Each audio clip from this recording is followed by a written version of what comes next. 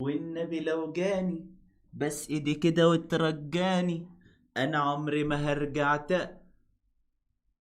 ورحمة إن في ذلك لآيات رجعوا لبعض.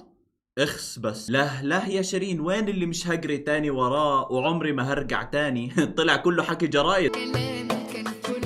ما انا عارف، ما فيش داعي تحكي لي، انتوا هذا اللي شاطرين فيه المغنيين، بتنزلوا لنا اغاني اوعك ترجع له، ولو بس ايدك ما ترجعلوش وهيو بتشموهم شم. اتوقع انه انا صار لازم اتدخل واحكي عن الموضوع. مرحبا يا جماعة، كيفكم؟ فيديو اليوم بدي احكي لكم عن علاقة حب ما حدش فاهم منها اشي. بتحسوها زي كتاب رياضيات، ما في حد فاهم مين بحب مين، مين بكره مين متطاوش مع مين. ولا عدا فاهم اشي. شوشو عبد الوهاب وحسام حبيب عاملين دراما مرتبة تستاهل انه الواحد يحكي عنها، خصوصا انه باخر فترة طلعت اخبار كثير انه واصلة بينهم للضرب وتفتفة وسجن وصاروا يتعاطوا مخدات. بدناش نحكي مخدرات يعني عشان الفيديو ما ياكلش علامة صفرة.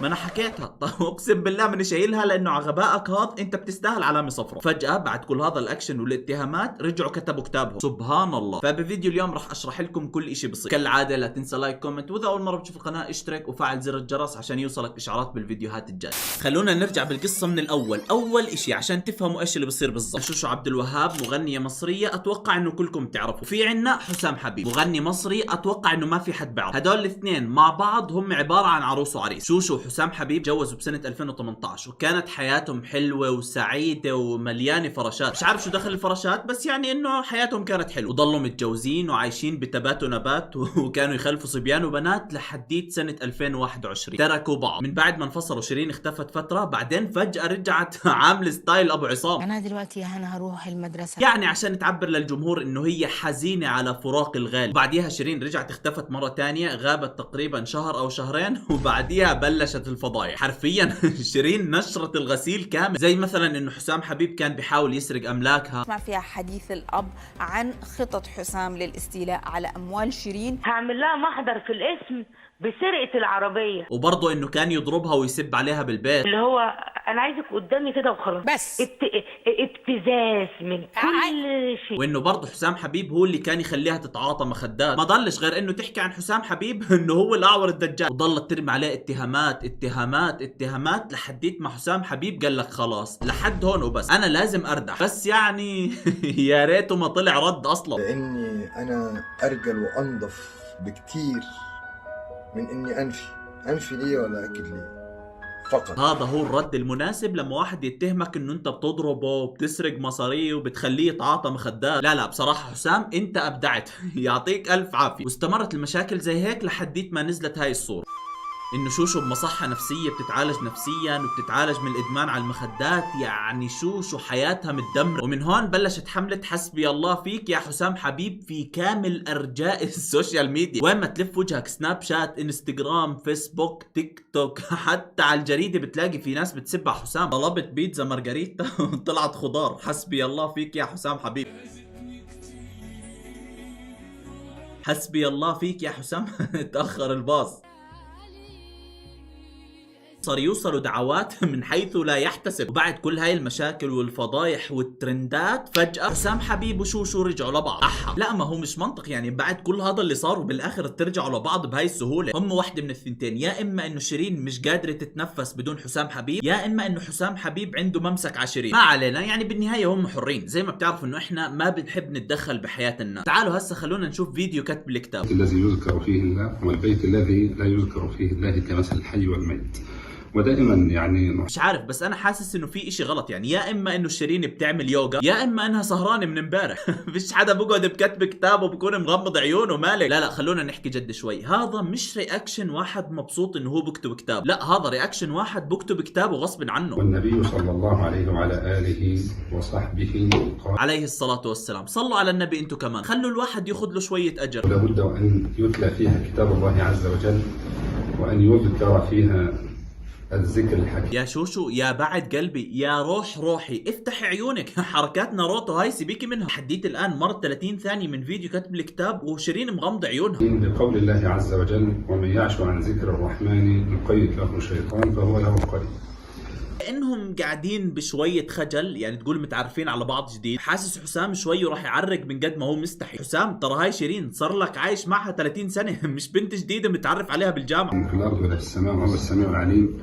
أعوذ بكلمات الله التامة من كل شيطان وهمة ومن كل عين. ما بعرف، يعني أنا مش حاب إني أفتي بالموضوع، بس واضح إنه الكتب الكتاب هذا فيه إشي مش منطق. يا إما إنه هي كاتب الكتاب تحت تهديد السلاح، يا إما إنه ماسك عليها ممسك، يعني هي قاعدة ومش مرتاح. فأتوقع إنه في درامة حمامات جاي بين حسام حبيب وشيرين.